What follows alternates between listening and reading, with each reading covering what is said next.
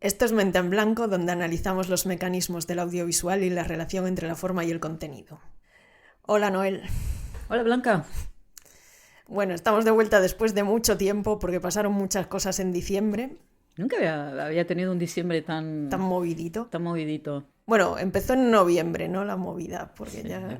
es verdad. luego ya, Navidad, una cosa y otra, pues bueno, total, 2026. Y bueno, teníamos pendiente, al menos no hemos cambiado de idea y vamos a hablar de la película que dijimos la última vez. Y la película es una película alemana que se llama Will nicht eine Trinkerin. Es de 1979, de una directora que se llama Ulrike Oettinger, que yo creo que no es muy conocida. A ver, yo a Ulrike Oettinger la he visto porque hace, no sé, 2, 3 años, no recuerdo cuándo exactamente, en Movie hicieron como un miniciclo de nuevo cine alemán feminista. No sé si había igual 4 películas, o sea, eran muy pocas. Y vi esta, que quizá formalmente es la más particular de todas las que vi en ese momento. Luego vi alguna más, porque me interesó el tema y vi alguna más de estas directoras. Pero bueno, hemos escogido esta, podríamos haber escogido otra, pero está a nivel visual, de color, no sé, tiene cosas particulares. Empezamos hablando un poco de qué es el nuevo cine alemán o Sí. entramos... Sí. A ver, yo tampoco es un movimiento que controle muchísimo, pero bueno, por haceros una idea con la gente más famosa, pues sería un poco Fassbinder, Herzog, este tipo de directores de los años 60-70 que venían un poco de... A ver, el nuevo cine alemán se supone que es entre el año 62 y el 82, o sea, son 2 décadas Muy muy distintas. distintas, sí, porque desde los 60 principios de los 80 cambian mucho las cosas. Y es una generación que está influenciada por la Nouvelle Vague, obviamente también por el neorrealismo italiano. Y había un grupo de directoras feministas, de las que formaba parte Ulrike Oettinger, todas bastante distintas. No es que fuera un grupo homogéneo de directoras que hacían cosas parecidas. O sea, estéticamente o a nivel de estilo hay cosas muy diferentes, desde documental a cosas más que tienen que ver con la performance o las artes visuales. Pero lo que tienen en común es que son mujeres hablando de temas de mujeres, o sea, de temas muy distintos, ¿no? Desde cosas más de sociología, cosas más políticas, pero bueno, o sea, mujeres hablando desde el feminismo, digamos, ¿no? Bueno, realmente es un poco en los años 60 cuando empieza a ver directoras, ¿no? Haciendo más este tipo de cine. Y bueno, Ulrike Oettinger es una de estas directoras que no viene del mundo del cine, viene del mundo de las bellas artes. Está todavía viva, tiene 83 años, es muy mayor, pero Viva y activa, ¿no? activa no sé, porque yo creo que la última película que hizo es de hace 4 o 5 años. Sí, pero viene desde hace 10 años preproduciendo su nueva película y en su web anunciaron que acaban de terminar el rodaje, Ah, bueno, pues mediados entonces sí. finales del año 2025. Así que el año que viene tendremos una nueva peli de Ulrike Oettinger. Creo que se llama The Blood Countess. Ah, es la de la Erzsébet Báthory. Exacto. Es que leí algo sobre esto y estuve mirando en IMDb y digo, pero esta película no la encuentro. Vale, era porque es nueva, vale. Claro, claro, la acaban de terminar de rodar con Isabelle Huppert. Es un tema que a ti te Sí, a interesa, mí aparte. Es vampiros como una... siempre bien, Isabel Exacto. Huppert siempre bien. Bueno, a ver qué tal, promete. Sí. Y bueno, eso, que Oettinger viene de las bellas artes, hacía más escultura, grabado, fotografía, sí, llega al cine a través de las artes visuales, ¿no? Es lo importante. Y eso se nota mucho en sus películas.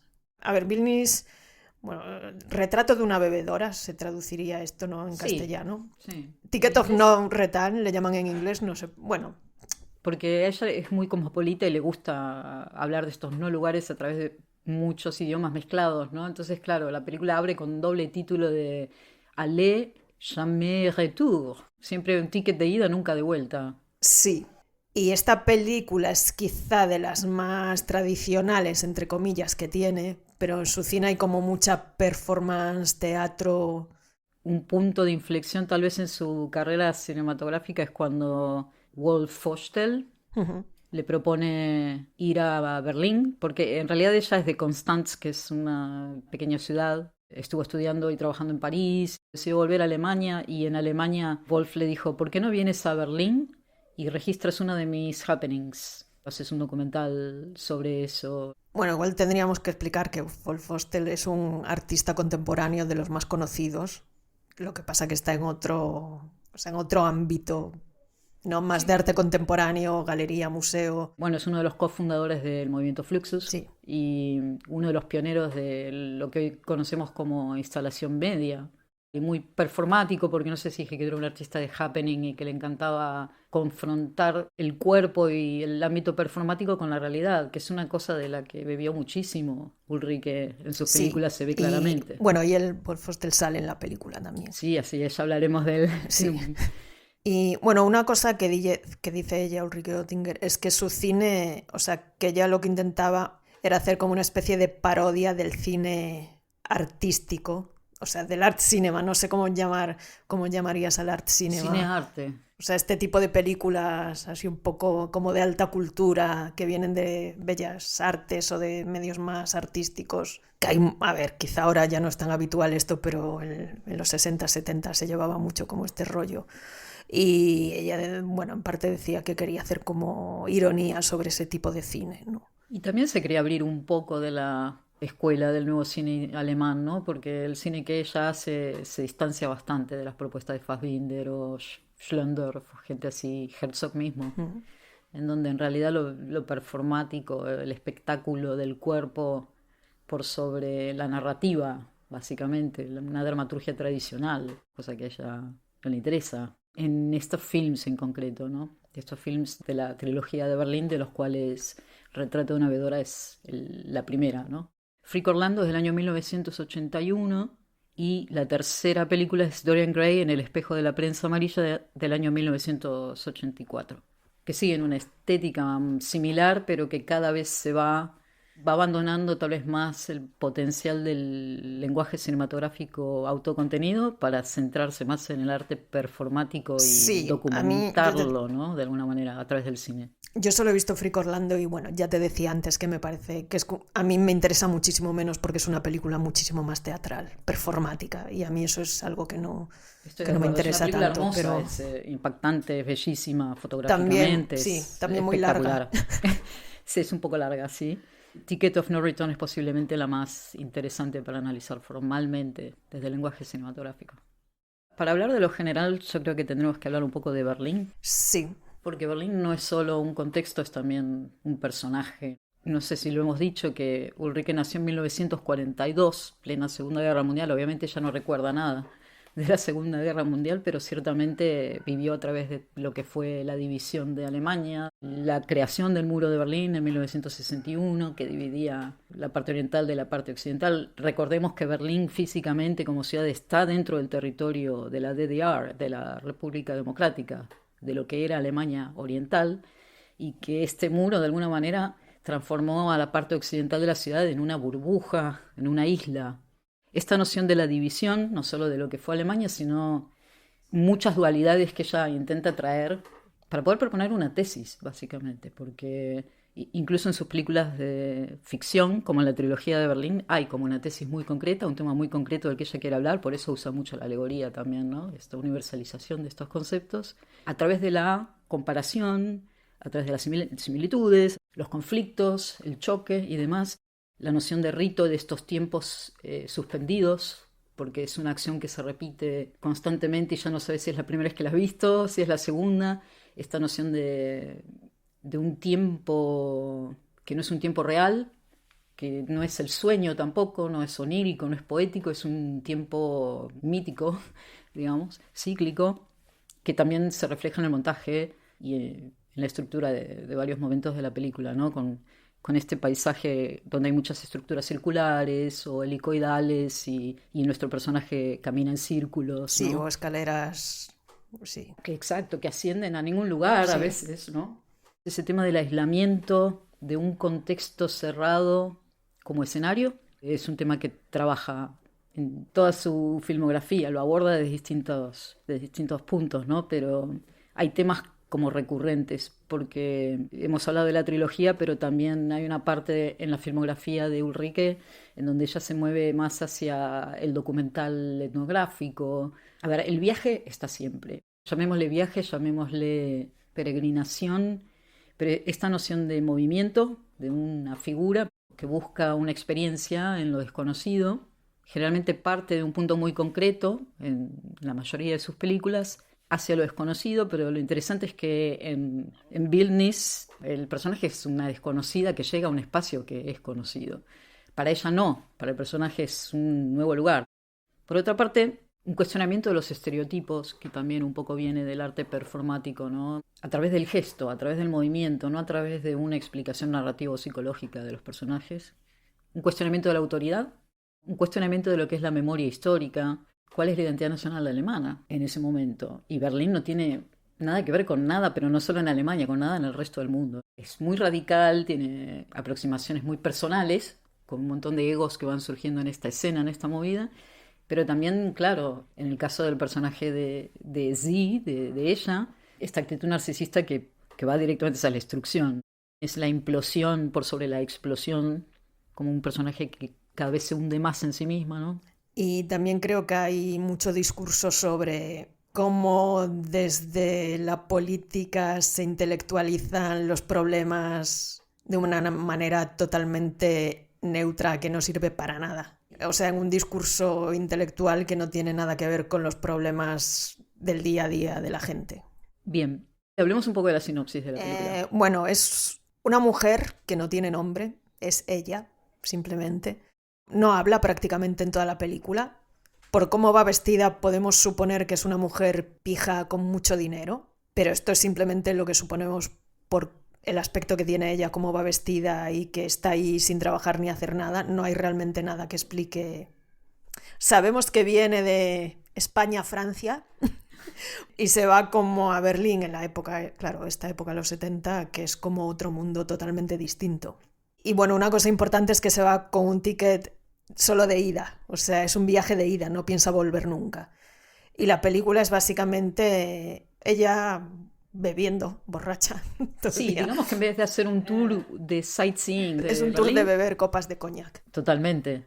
Yo creo que es una película en la que hay mucho de psicogeografía, o sea, Berlín es muy importante, pero bueno, sí, es básicamente un viaje de borracha. Recordemos el elenco entonces. Sí, está interpretada por Tabea Blumenschein, quien también diseñó, no sé si diseñó los vestidos o más bien ayudó a comprar vestidos que servían y los terminó de customizar. Pues no lo sé, esto no lo sé. Qué trabajo, espectacular, como actriz y como... Bueno, que sí, es ella, o sea, no tiene nombre, es el artículo femenino en alemán. Sí. Y luego está la otra, la vagabunda. La vagabunda del Bahnhof Zoo, Sí. que es la estación de metro del Jardín Zoológico. Sí, donde estaban Berlín. todos los yonkis. Sí. Exacto, Christine Lutze. Y bueno, y el resto de personajes son un poco secundarios, no sé si hace falta tampoco que nos metamos en... Vale, de acuerdo. Esto también es una cosa que tal vez podríamos destacar de Ulrike, que ella cuando hace una película hace muchísima investigación previa. Cada uno de sus proyectos tiene como un cuaderno especial en donde toma notas, hace dibujos y dice, vale, si voy a hacer una película sobre Berlín, obviamente le interesa la escena nocturna, por empezar, en el resto de Alemania a las 11, 10 y media de la noche, 11 tenías que ir a casa, porque todas las tiendas pliegan, no pasa más nada, y ella no podía creer que Berlín no dormía. Uno de los trabajos de investigación que ella hizo fue ir a estos sitios, ver dónde la gente se encontraba, qué era lo que hacían a las 3 de la mañana, qué relación había entre el espacio donde estaban y lo que hacían, etcétera, ¿no?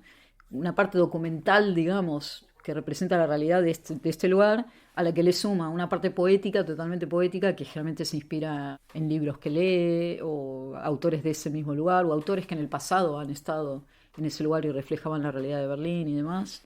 Su punto de interés es esa frontera, ese momento de encuentro entre la ficción y la realidad, que tiene mucho de arte performático, de happening sobre todo, ¿no? de llevar el teatro a la calle. O en el caso de Ulrike, de convertir a la ciudad como un escenario, ¿no? Un escenario teatral prácticamente. Sí. Otro tema que la apasiona a ella es la otredad. ¿Y cómo representas la otredad en una ciudad como Berlín Occidente, donde es todo es otredad? Sí. Entonces creo que va a ser interesante cuando hablemos de los distintos personajes y arquetipos que diseña para intentar hablar de esta otredad. En el caso de Vilnius, esa deriva por la que pasan muchos de los personajes en sus otras películas no es un viaje, es un encierro. Y por eso hay muchos momentos, seguramente lo recordarás, Blanca, y los mencionaremos cuando hagamos el paso a paso, pero encierros de este personaje dentro de cristales, de Sí. estructuras de cristal, que me parece súper interesante, porque el muro de Berlín en ningún momento tiene ninguna función dramática en la No, no película. sale el muro en ningún momento. Una cosa que está ahí, inevitable, ¿no? No tiene una función dramática. Pero es interesante que escoja el elemento del cristal para marcar estas fronteras invisibles, ¿no? Sí, es verdad, estás en una ciudad encerrada, pero ella está encerrada en una estructura invisible, su propio cuerpo, su propia percepción, su propia identidad, ¿no? No es un aislamiento político como es el aislamiento del muro de Berlín, lo que le interesa es como la alienación como concepto, una alienación existencial. El cuerpo y la indumentaria como un instrumento performativo e inseparable. Este personaje que Sí, está creando su identidad a través de su apariencia, básicamente, porque no tiene voz, no tiene relaciones realmente personales, salvo la que establece con esta otra mujer. sí, también una cosa así de tema general que a mí me parece interesante es que hay una contraposición entre dos tipos de borrachas. Ah, fundamental. Una es la rica, que es un tipo de mujer que no sale en las estadísticas porque bebe en la privacidad de su casa y si le pasa algo en la de una clínica privada que la desintoxica de lo que sea. Y que además en este caso es consciente de que se está matando y lo está haciendo a propósito. Y luego está la otra borracha, que es la típica de las estadísticas de alcoholismo, que es la señora vagabunda, pobre, que tiene un problema con el alcohol, que es visible en la calle, pero que en realidad la imposibilidad de comunicarse entre las dos no es la diferencia de clase, porque están las dos en el mismo sitio en cierto sentido, es el alcohol, ¿no? Y otras cosas. Tal vez al momento del cierre podemos hablar si realmente esta película habla del alcoholismo o habla de otras cosas, ¿no? Yo creo que habla de otra cosa, pero bueno, Totalmente. sí.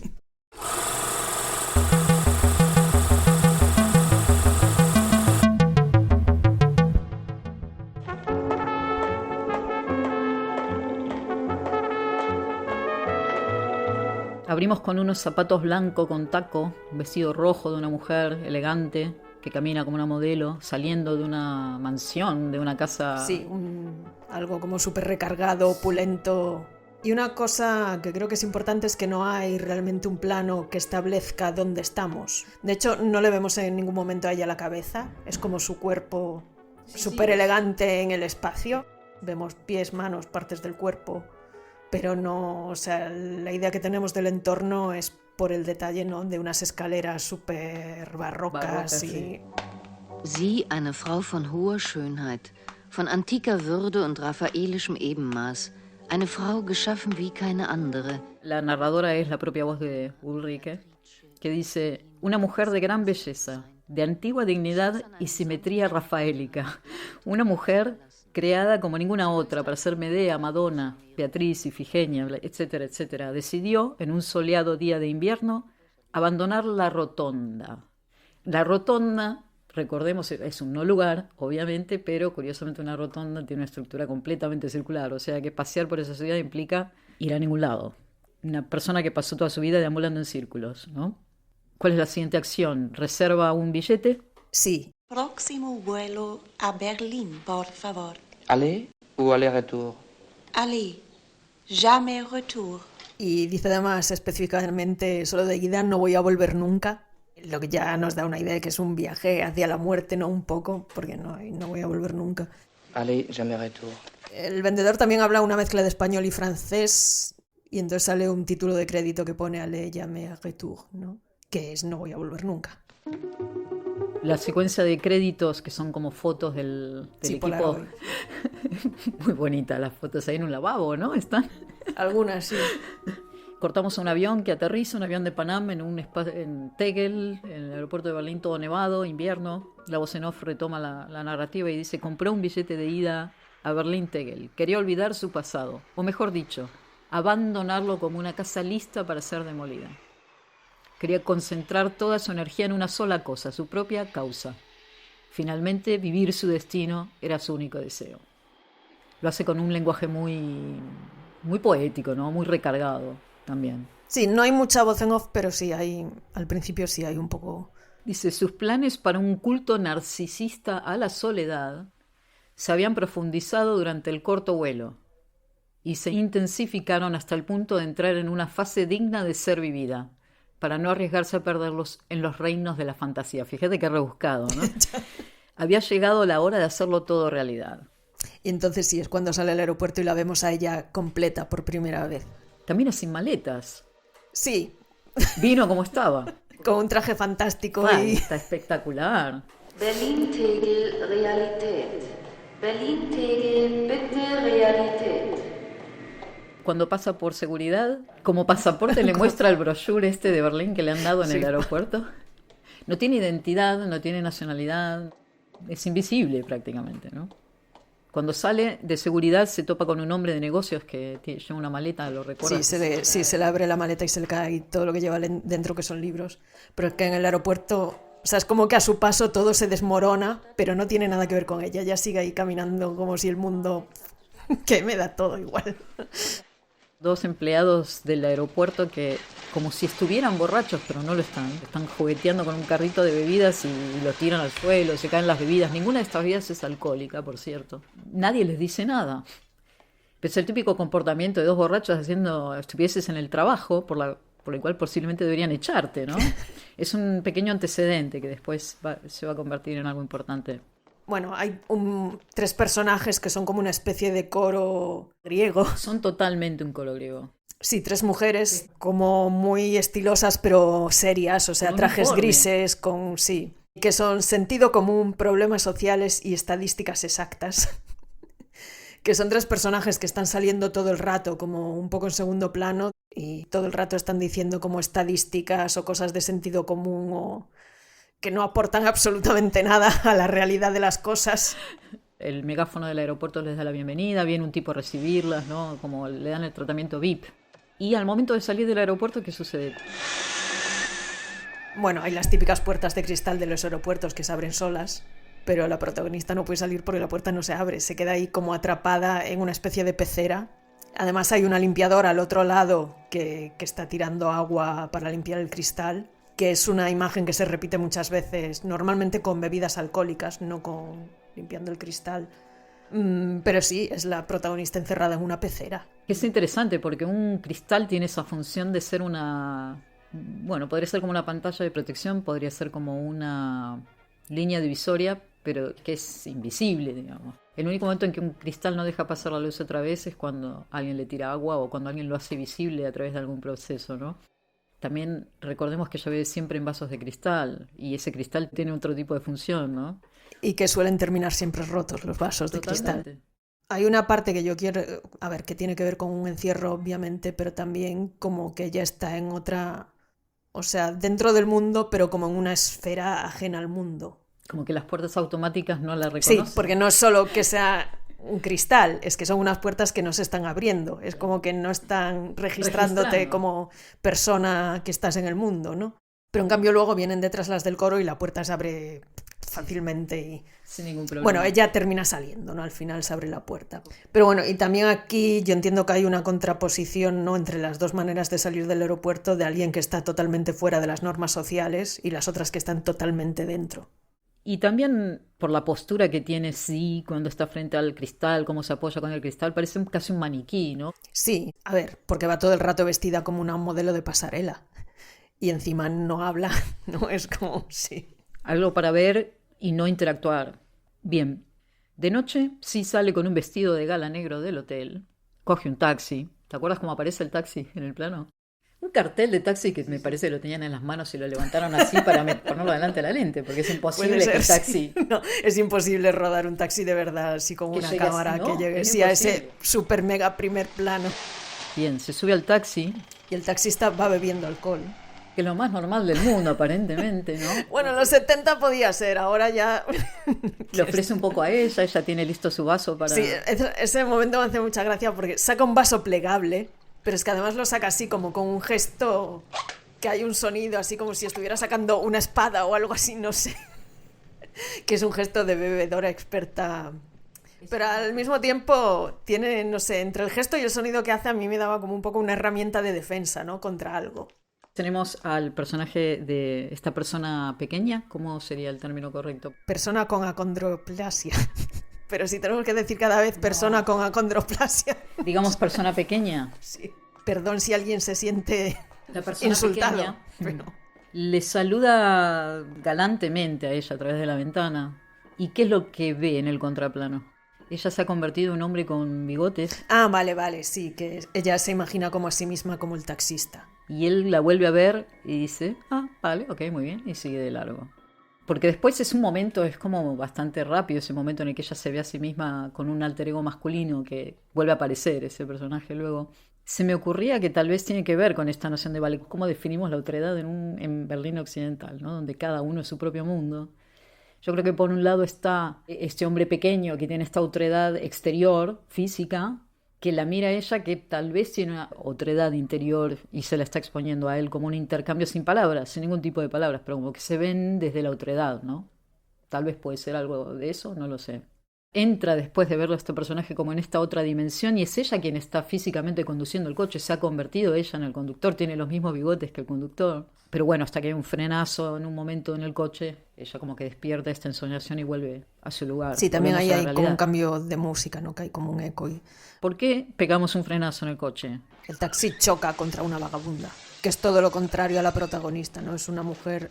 A ver, es curioso porque es el mismo tipo de mujer, o sea, así rubia, guapa, Sí, más o menos de la misma edad, totalmente. pero es una vagabunda y es como todo lo contrario, ¿no? Va vestida de negro, grita mucho, dice palabrotas. Es como el estereotipo de la Es mujer sí, el estereotipo de homeless, borracha, sí. Y dice Ulrike justamente eso, que estas son dos caras de la misma figura, ¿no? Son el mismo personaje, desdoblado básicamente. Y ahí aparece el coro griego para hacer unas estadísticas sobre el alcohol, los accidentes de tráfico.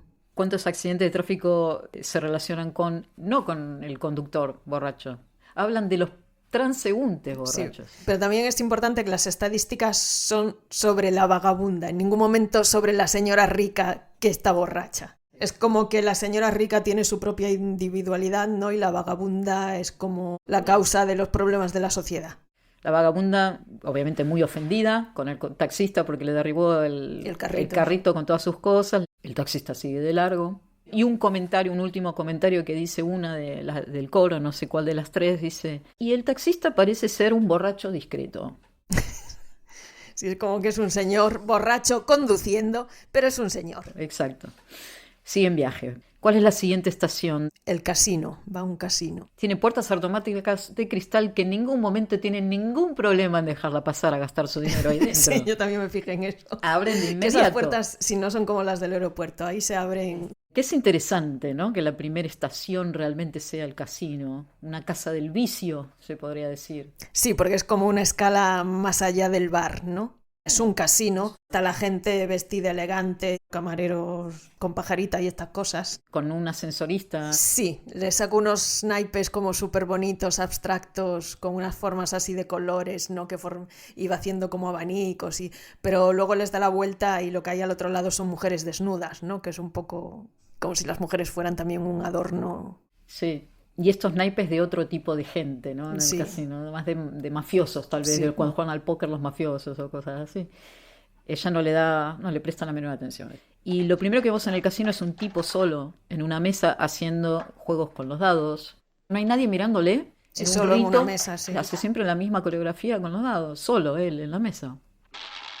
En la ruleta vemos un grupo de gente muy elegante, las mujeres con joyas, ¿no? Bien arregladas, de 40 para arriba todas, es otra clase completamente distinta, pero alrededor de una mesa, jugando, apostando. Muchos planos detalles de los colores de las fichas. Sí, muchos primeros planos de la ruleta, las fichas, Y vemos a Sie que deja su copa, pues está siempre con la copa en la mano, y apoya su mano enguantada en la mesa. 3 segundos después, la mano de este señor tan caballeroso que le ofrecía su asiento ya la está cogiendo de la mano. Y ella retira la mano, no hay ningún tipo de... Sí. No sé si el que lleva la ruleta se llama croupier o esos son los de los naipes. No tengo ni idea, no he ido jamás en mi vida a un casino. ¿No? No. Ya sabes dónde tengo que llevar la próxima. El croupier retirando todas las fichas de la mesa. La casa siempre gana. Sí, vuelve al ascensor y cuando va a entrar sale el coro, discutiendo como siempre. Discutiendo estadísticas, sí. Pero, ¿qué estadísticas están discutiendo? ¿Sobre ludopatía? ¿Sobre la adicción al juego? No, siguen hablando del alcoholismo. Sí, sí, todo el rato están hablando solo del alcoholismo. Pero esta es la segunda vez que las vemos, entonces entendemos que aquí el código es otro, no es que está hablando de lo que sea que está pasando ahí. Bien, sí sale del casino, llama a otro taxi y otra vez se encuentra con la vagabunda que le abre la puerta, otra que le limpia la el ventana, cristal, sí. pero le limpia el cristal en seco porque no tiene ni agua. Le escupe en el cristal para poder limpiar un poco. Y ella la mira como fascinada desde dentro. Hay algún tipo de reconocimiento, una fascinación por este personaje. Sí, creo que en parte puede ser por una idea un poco extraña de libertad, ¿no? Creo que desde la gente que tiene dinero suele haber esta idea de que, ¿no?, de que los pobres son más libres, porque por absurdeces románticas que no tienen ningún tipo de sentido. Pero creo que hay algo de eso, ¿no? De como que no tiene ninguna atadura, o sea, no tiene casa, no tiene dinero, no tiene nada. Es solo ella y la calle, no sé. Volvemos al hotel, le ponen otra copa sin decir nada. Y aquí es cuando rompe el primer vaso contra la barra, ¿no? ¿A ti qué te sugiere el gesto de romper un vaso después de terminar de beber? Es que no sé, en parte puede ser un me da igual todo. O sea, porque no es que rompa el vaso porque va a dejar de beber, porque va a seguir bebiendo. O sea, va a necesitar otro vaso, físicamente el vaso en sí, ¿no? Porque generalmente ese gesto de romper el vaso es para cerrar un ciclo, una liberación, una ruptura de algo que venía pasando y vale, se acabó, este es el último. Por otro lado está la fragilidad del material, ¿no? Una expulsión de la mala suerte en algunas culturas, que no puedes beber 2 veces del mismo vaso. En la cultura judía, bueno, esta noción también de atar un nudo de los matrimonios, en las bodas y esas cosas. Pero marca el clímax de una acción performativa. Y esto lo utiliza mucho en el Happening y Foster y toda esta gente, porque no es solo el gesto de beber, es el sonido, une lo visual con lo sonoro. Es una puntuación, un pequeño clímax dentro de la narrativa que ella utiliza frecuentemente. Lo interesante es que generalmente cuando rompes copas no lo haces en un bar público. Ya, aquí jamás se te ocurriría. En cada bar que entras. No, y de hecho aquí ya sale por primera vez esto, ¿no? De que no saluda, no da las gracias, no sé, le ponen un vaso con algo porque sí, porque ella ni siquiera pide nada, ¿no? Es como que ya reconocen, toma, una copita de coñac. Volvamos a esto de los ritos. Tú cuando vas a un lugar, el primer rito es, o costumbre es, decir hola, ¿qué tal? ¿Cómo estás? ¿Me das esto? No sé qué, muchas gracias.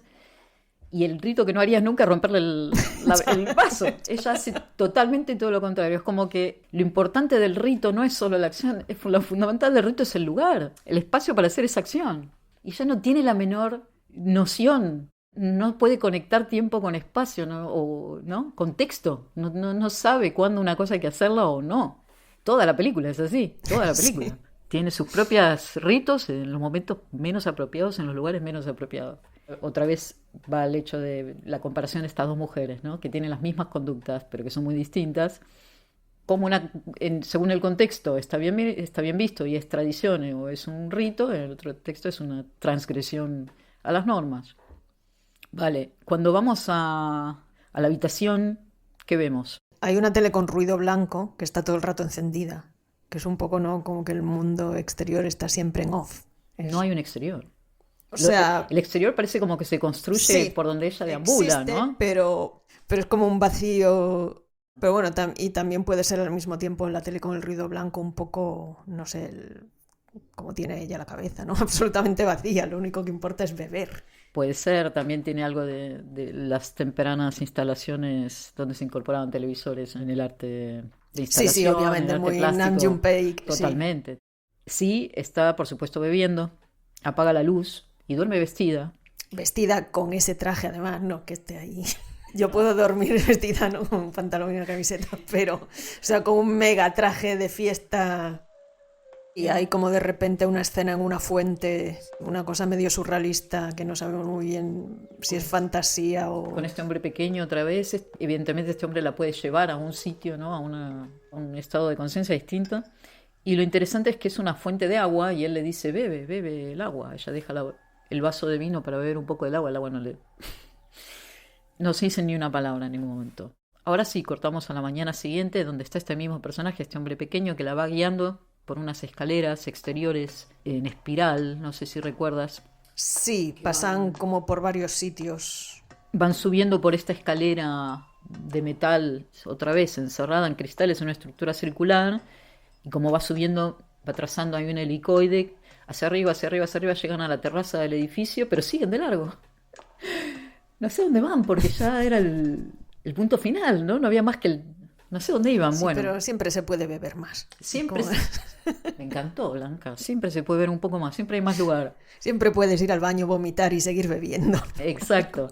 Lo interesante es que estos cristales no son translúcidos, son esmerilados. Entonces solo vemos las siluetas como un poco deformadas. Pero sus pisadas, la dimensión sonora de esta película, sobre todo los tacones, yo creo que es Sí, fundamental. los tacones sí. Omnipresentes. Y además es gracioso porque a veces se escuchan en sitios donde no deberían escucharse, como una escalera alfombrada. O en un plano enorme y los estás escuchando en primer plano como si fuese eso teatral, como si hubiese paredes alrededor retumbando el sonido. El sonido está ahí siempre, todo el tiempo, como tejiendo una nueva dimensión, ¿no? en la historia. Cortamos a una pagoda en la Sí, nieve. están en un jardín japonés, sí.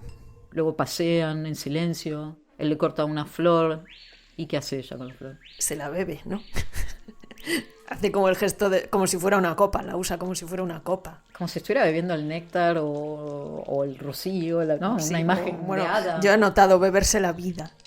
Beberse la vida. Me gusta. Lo interesante es que el gesto se repite 3 veces en un chamkat cada vez más cercano a su rostro.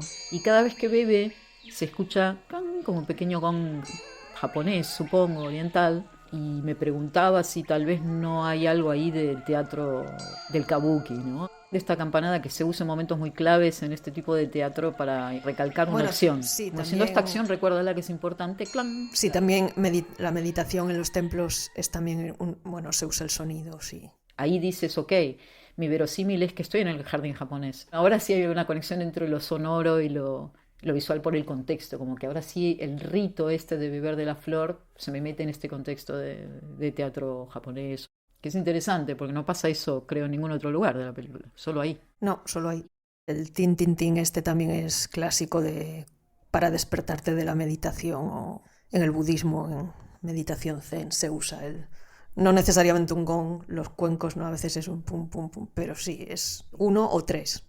No controlo mucho de esto, pero sí, alguna vez he ido a meditar y suele haber un... Interesante porque la acción se repite 3 veces, o sea que al fin y al cabo suena 3 veces el gong. Otro día, sí, vestida de amarillo con unas gafas extraordinarias. Y un amarillo extraordinario, o sea, amarillo. Me gusta sí. mucho ese color.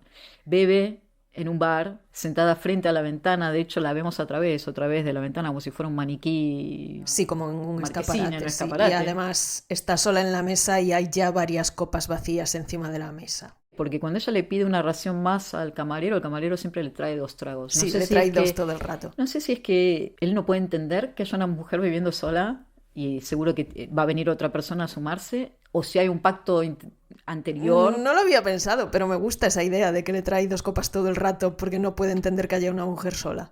Pero ¿qué pasa? Cuando viene, me voy a adelantar un poquito aquí, pero cuando se suma la vagabunda y ella, en vez de indicar una con el dedo, indica 2, porque ahora son 2 personas, les trae 4 Sí. copas. Así que ya se ha bebido unas cuantas copas y de hecho está como gesticulando una conversación consigo misma, tal vez en el reflejo del cristal que no vemos cuando estamos en el interior. También te recuerdan a estos borrachos que hablan. Sí, que hablan solos, sí. Entra el coro griego, las 3 chicas en el bar, se sientan a la mesa de al lado, siguen hablando de Sí, sus cosas. de sus cosas. Y es interesante cómo está hecho este plano porque el coro griego está colocado en una mesa, las 3, y ella está en la mesa de detrás, como en el medio, partiendo al coro griego y de espaldas. Y además el coro griego está todo vestido de gris, siempre todo el rato están de gris y ella está como de amarillo, de un amarillo canario que sí. canta mucho, ¿no? Y es como que el coro griego está hablando todo el rato del problema y el problema está ahí súper obvio, pero no lo ven. Siguen hablando de estadísticas. En un momento dicen, las mujeres amas de casa que no tienen otro trabajo conforman el 39.2% de alcohólicos.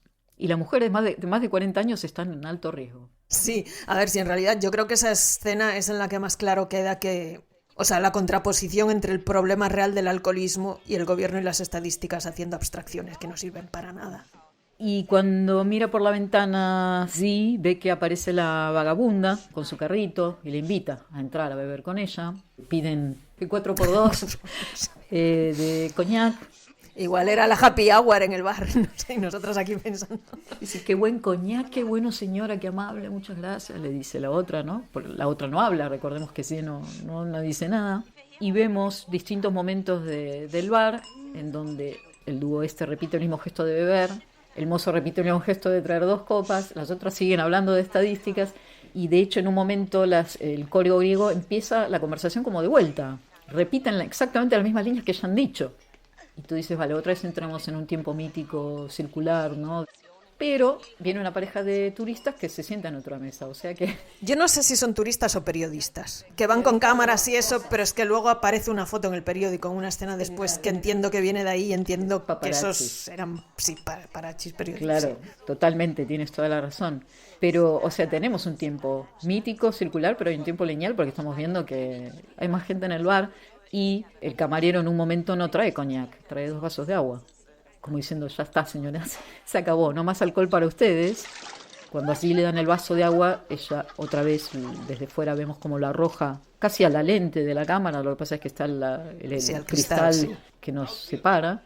Y en ese momento, con ese gesto, el camarero decide echarlas de... Sí, también creo que hay alguien que hace un comentario, ¿no? Como qué vergüenza, mujeres en público borrachas o algo así, ¿no? Que es como que de un hombre jamás dirían eso, ¿no? Qué vergüenza, dirían, no sé, lo que sea, pero mujeres en público borrachas, qué escándalo. Tal cual, pero sin embargo, a la vez despierta el instinto de estos paparazzi y decir, acá hay dinero.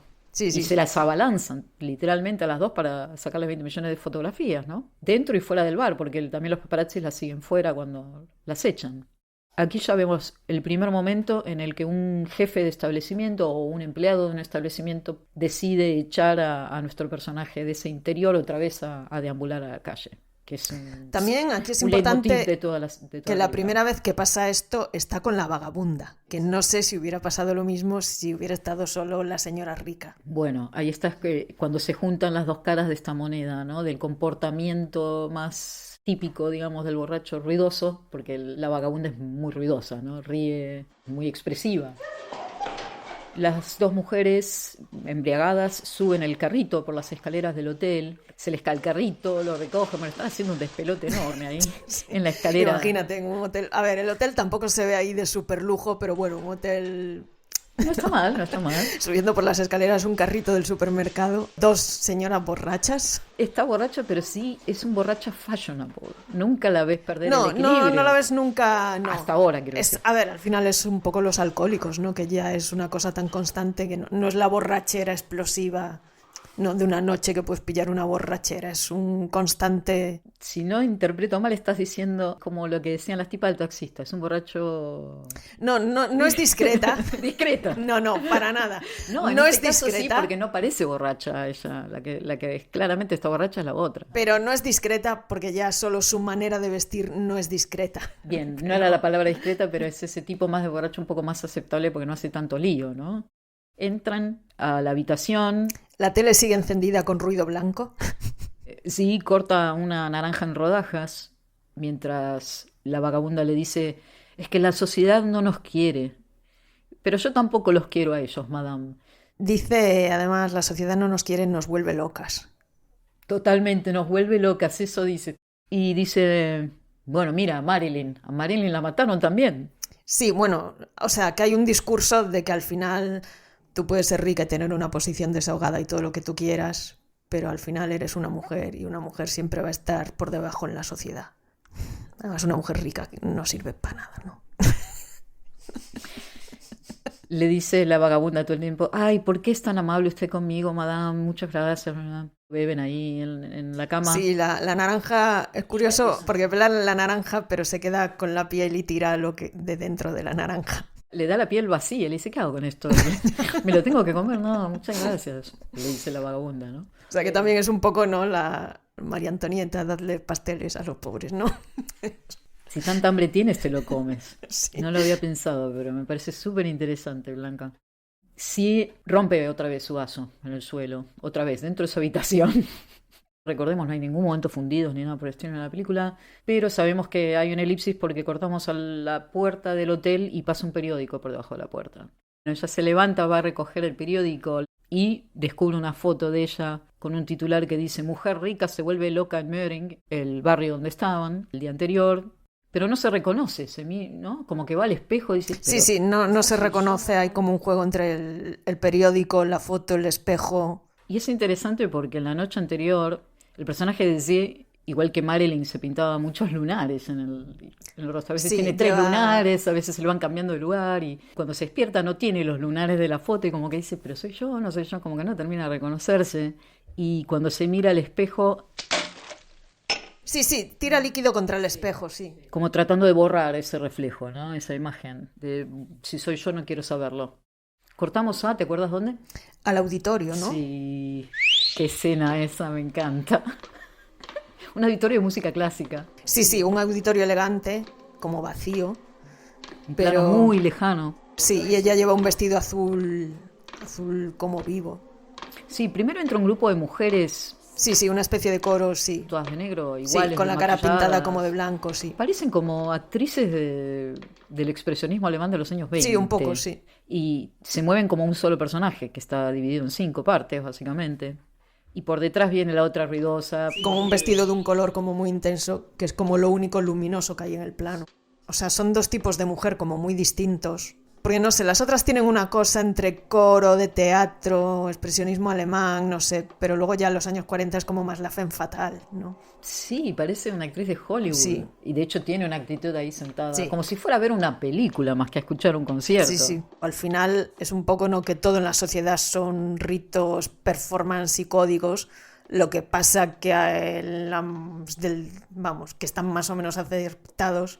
Pero luego llega esta señora que es como de otro planeta. Bebiendo champán en la butaca. Y todos sus ritos, códigos performáticos están totalmente fuera de lugar. Como extraterrestres, ¿no?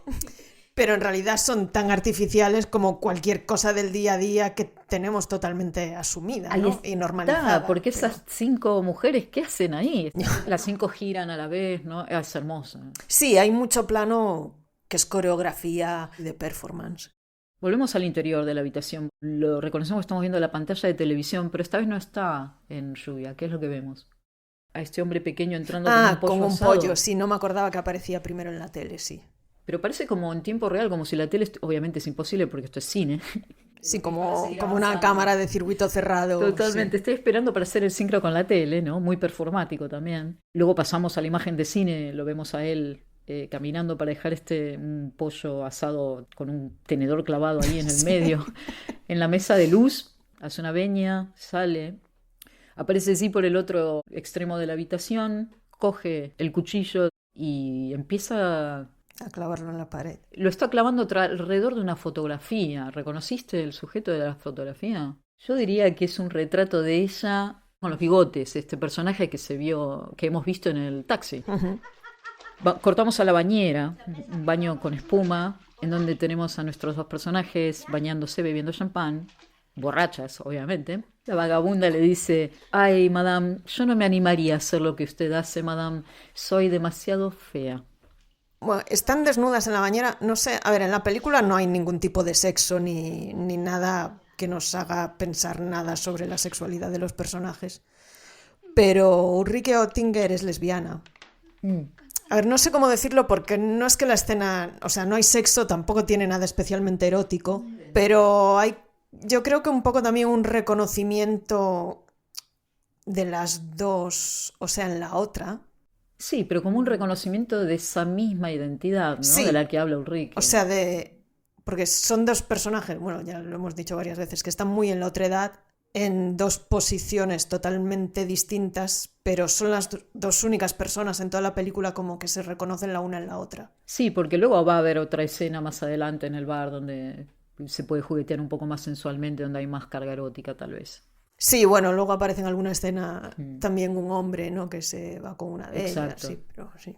Luego del baño se maquillan, se preparan para salir, sí, le presta ropa, joyas, Y le dice la vagabunda, nunca ha estado tan bonita, madame. Se mira a sí misma en el espejo sorprendida. Le da incluso un sombrero, una cartera de los años 1950, ¿no? Una de ese estilo. Salen juntas a beberse la noche. Cortamos a... Einmal möchte ich was Närrisches tun. Sag mir, bist du dabei? Creo que es Nina Hagen, ¿no? Cuando sale aquí, Nina sí. Hagen. Increíble.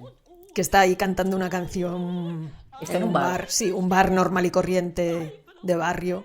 Hay un piano en el bar, ella está sentada, un piano vertical, ella está sentada sobre la caja porque canta a capela. Canta una canción que en los créditos figura como Lasset uns trinken. Y sí, cuenta una historia. Dice, bueno, me fui a beber, estuve bebiendo toda la noche, salgo, voy a coger un taxi, el taxista sigue de largo, estoy en la nieve, me estoy congelando, y después vino uno y me violó, y fui a la policía y reclamé, y la policía no me creyó.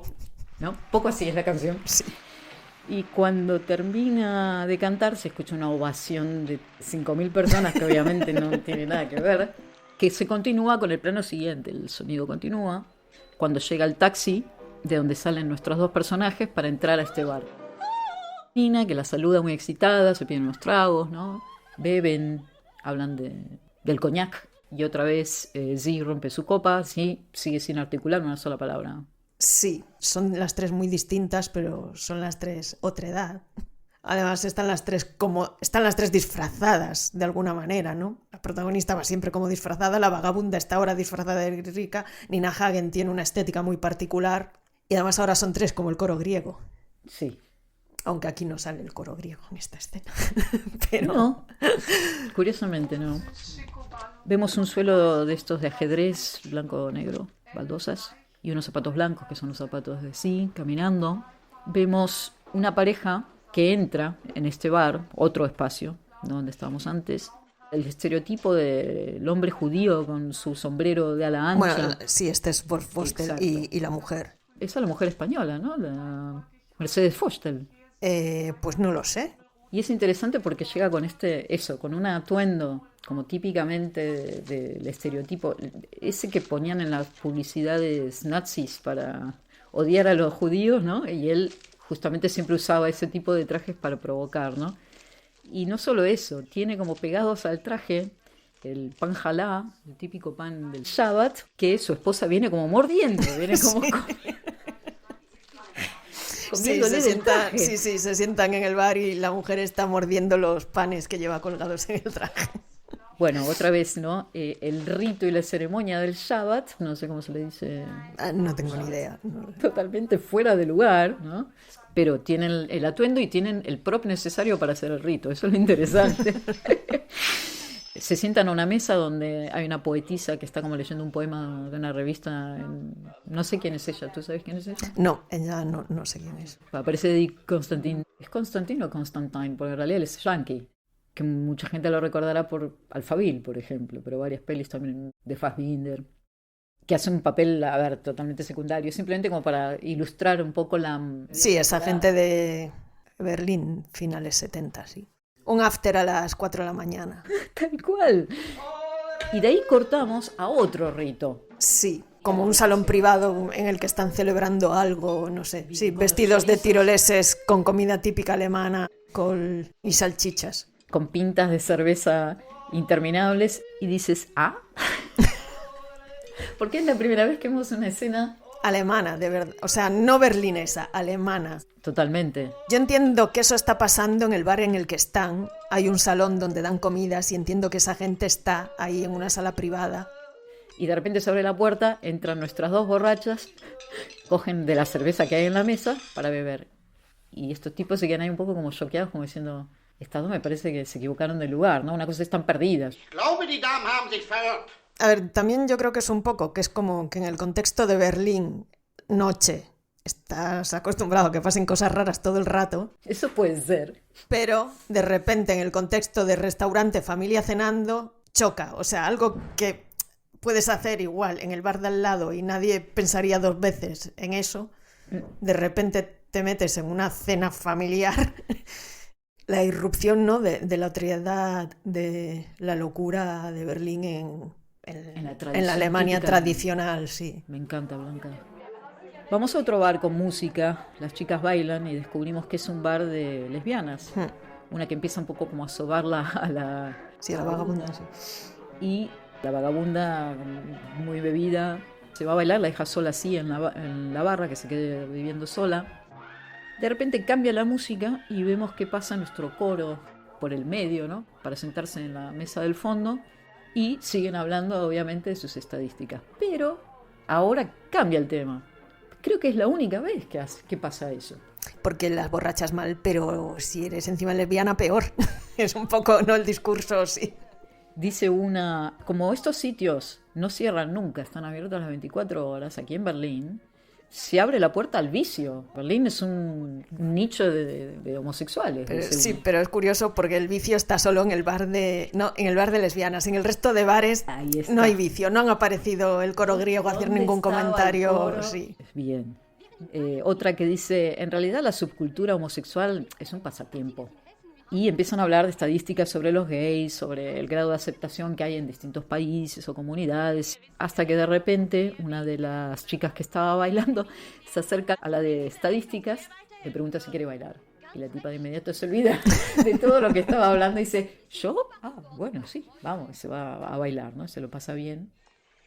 Vamos a un parque público, tenemos un plano muy, muy general.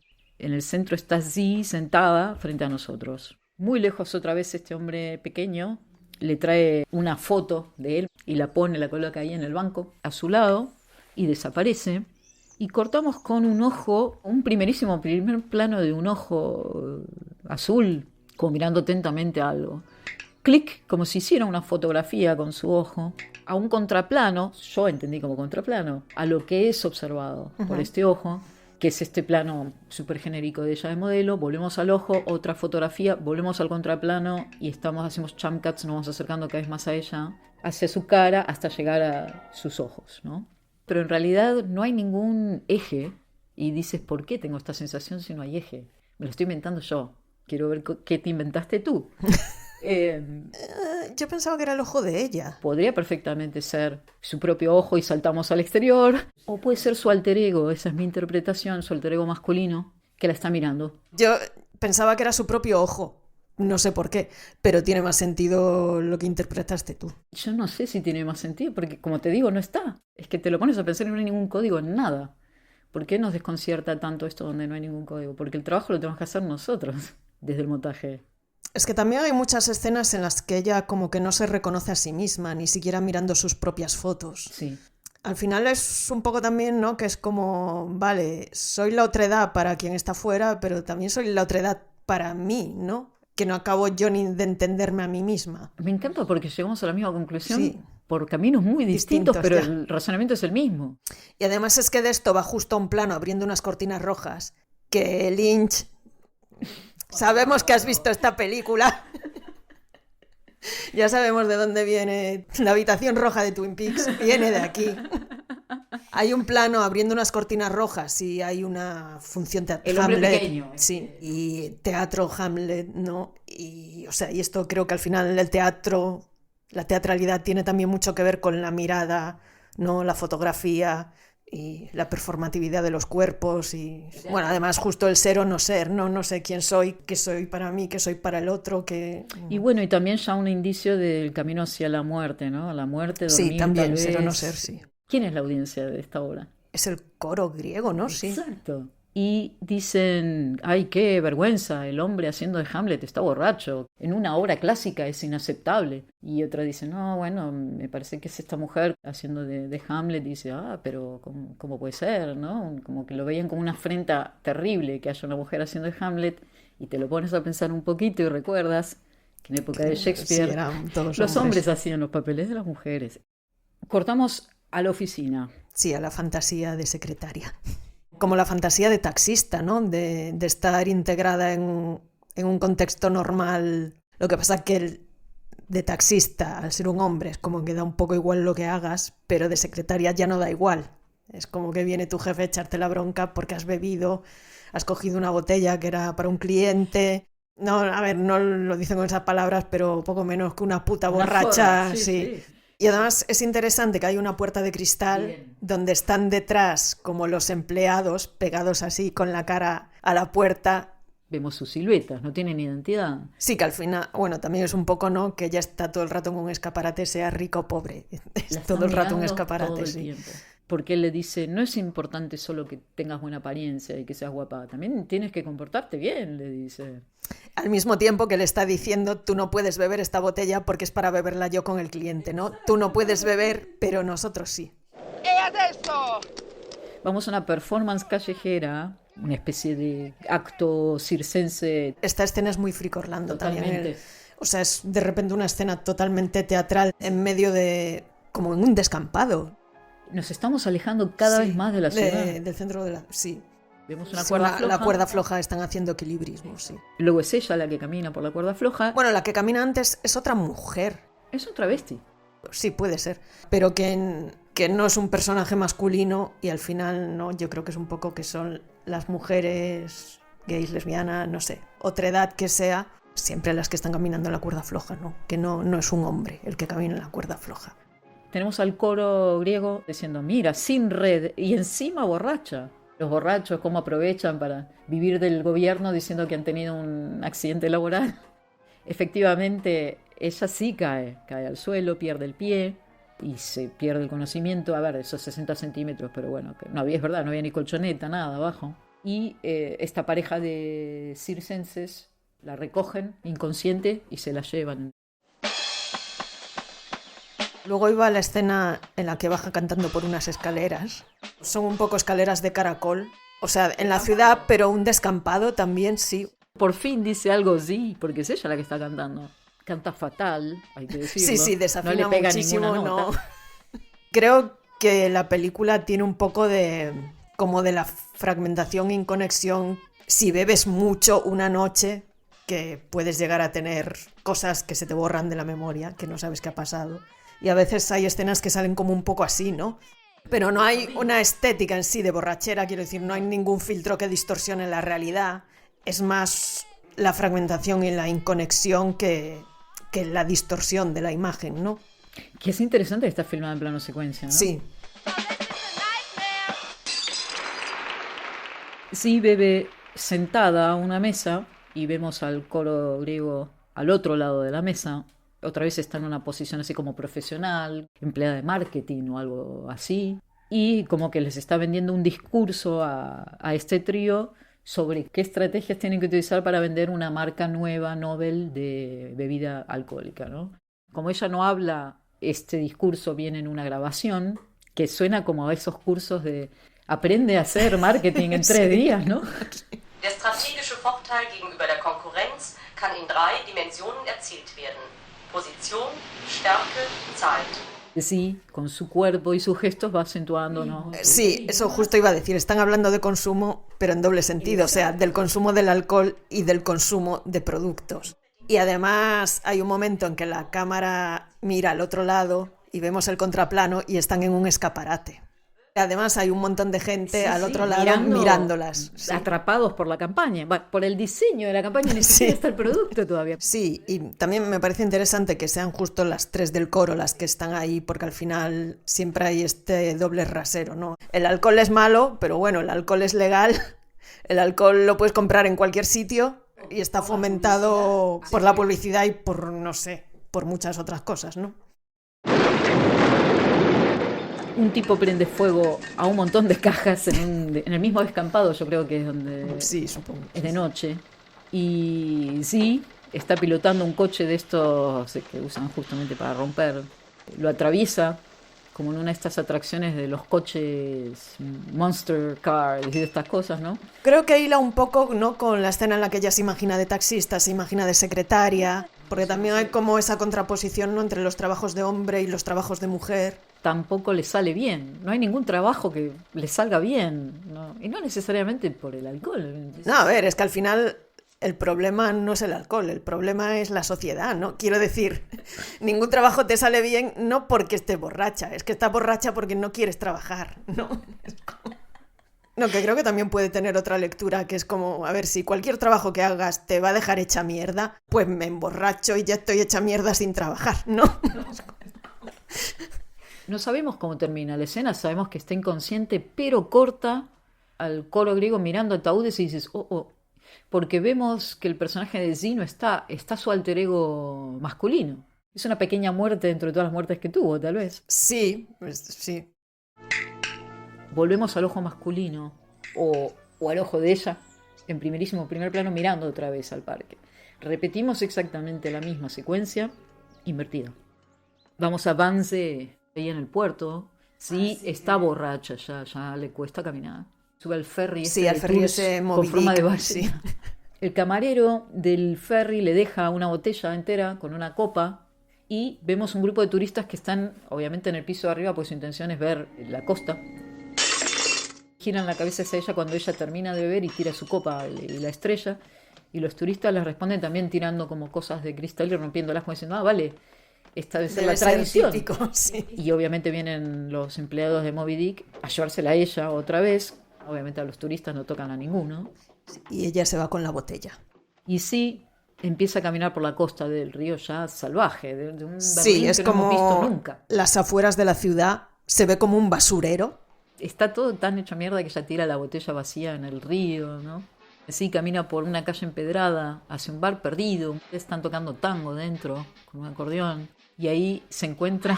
Con la vagabunda, sí. En cualquier bar que entra está siempre ella, sí. Ese es su territorio. Sí. Ella está bailando un tango con uno que yo diría que es un borracho del barrio, que pilló, está ahí en el bar y dijo, no te molesta si grabamos, filmamos un poco mientras bebes, porque baila un tango con este borracho del barrio. Y se van, ¿no? Con el carrito. Hay un corte donde las vemos salir de otro bar con el carrito, entran a otro bar en la esquina.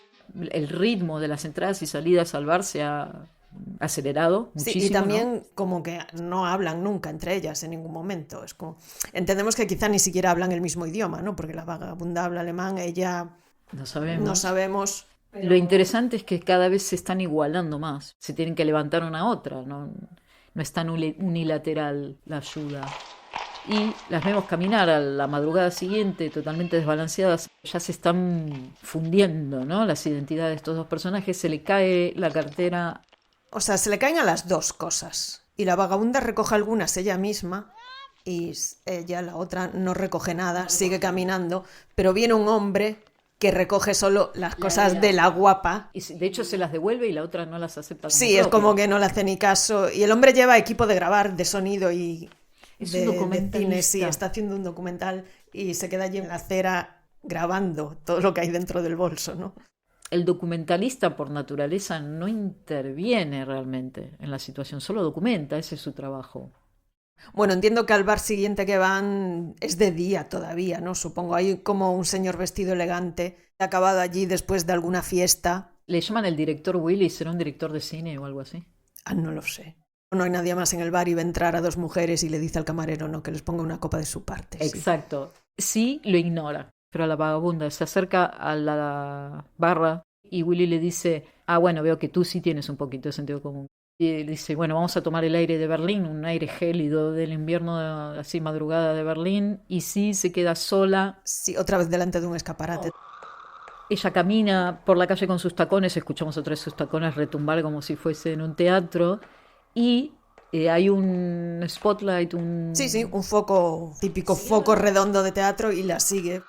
Muy performática, sí levanta los brazos para tomar el aire ventoso. Que aquí es cuando realmente empieza a parecer que ella está borracha. La hemos visto tambalearse ya. Sí, pero ahora aquí ya está, o sea, aquí ya es obvio que está borracha. Está totalmente exteriorizando esa borrachera como una performance. Sí. Amaneció, tenemos a este borracho, al director Willy, con la vagabunda paseando por un lugar ruinoso cerca del río. Cruzan las vías, besándose, cayéndose, sosteniéndose uno al otro. Como a contrasentido de todo, sí. Totalmente derecha, izquierda. Abren una botella de champán, tiran medio champán, un derroche absoluto, tiran medio champán al suelo y la otra está tan borracha que ni se entera. Cortamos un primer plano de la navaja que se abre. Estamos en la habitación de Zee, que juega con su navaja. Ya lleva un traje de aluminio fantástico. Sí, hay un juego con la sombra también, muy como expresionismo alemán, ¿no?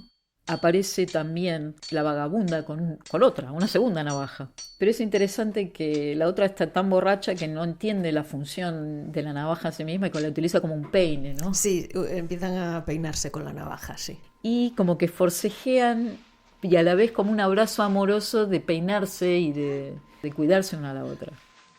Volvemos al bar del hotel, está el mismo camarero, le pone otra copa, ella ya está totalmente pasada. Todas estas vueltas para estar en el mismo sitio, pero 10 veces y un poco peor. 10 veces peor.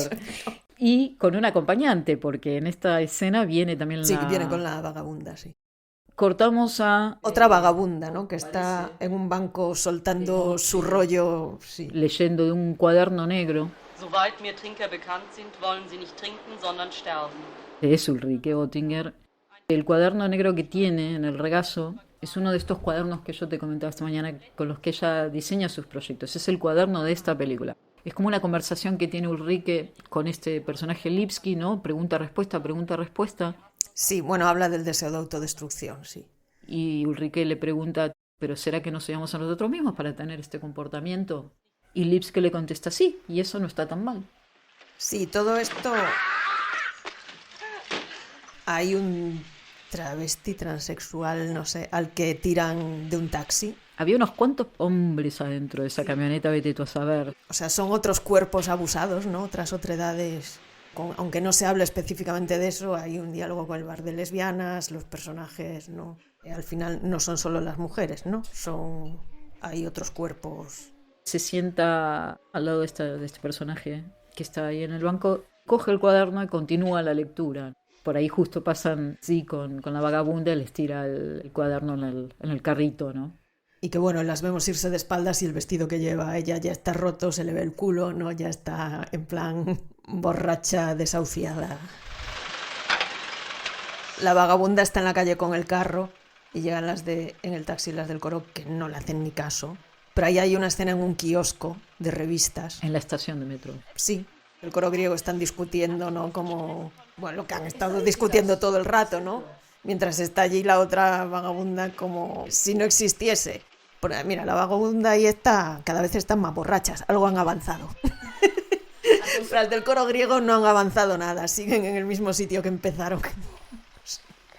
Buenísimo, pero ya está, la sustitución, la fusión de los dos personajes es completa. Ya no está así aquí, es la otra y sí, es la misma función. Sí, pero hay como un momento, creo que hay un comentario, ¿no? Como que a las mujeres hay que ayudarlas, pero la mujer está ahí y no le estás haciendo ni puto caso. Es como...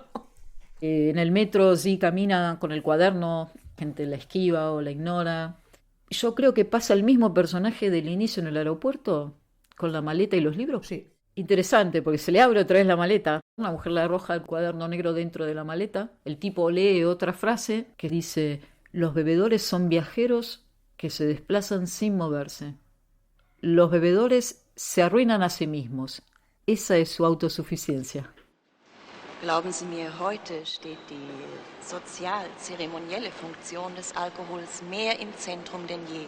El coro en la estación dice: antes el control social de la agresividad tenía lugar mediante ceremonias sacramentales que reforzaban la comunidad y aliviaban la culpa, otorgando al alcohol un simbolismo religioso. En la sociedad secularizada de hoy, los cócteles asumen una función similar. Se despiden hasta la próxima conferencia, porque estas mujeres van de conferencia en conferencia, a eso se dedican. Ya, los típicos tertulianos que saben de todo y no saben de nada. Una empieza a bajar las escaleras hacia el metro, mientras sí, que está muy borracha, está intentando subir las escaleras. Sí se cae desmayada sobre un escalón y la tía sigue de largo. ¿Y qué le grita a una de las otras desde arriba? Como hagas tu cama, así tendrás que acostarte en ella. La vagabunda está arriba y va a buscarla, pero al mismo tiempo hay una muchedumbre que baja las escaleras sin que nadie se inmute. Es la vagabunda la única que la ve. No sé, las escaleras de Odessa. Sí, no un poco sí. Boom, la engolfan completamente. A ambas. Sí. Ese es perfectamente el cierre de la película, pero hay Bueno, hay una escena después, sí.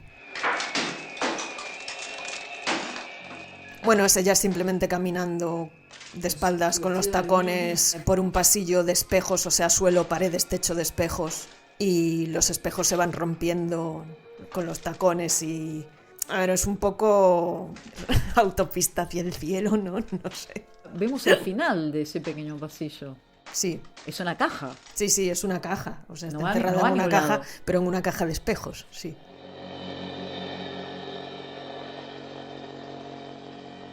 A ver, sí que la película tiene un discurso sobre el alcohol, obviamente, pero no creo que lo importante sea el alcohol, creo que podía ser otras cosas, ¿no? Que lo importante es concentrar todas las energías en algo que es solo tuyo, y ahí sí creo que hay un cierto narcisismo, en el sentido de que ella está totalmente fuera del mundo, además, ¿no?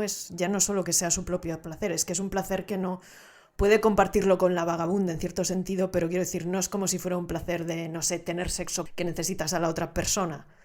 Es como un placer autoconcentrado en ti. El alcohol es como una droga social, pero aquí no, para ella no es nada, es cero social, es solo para sí misma.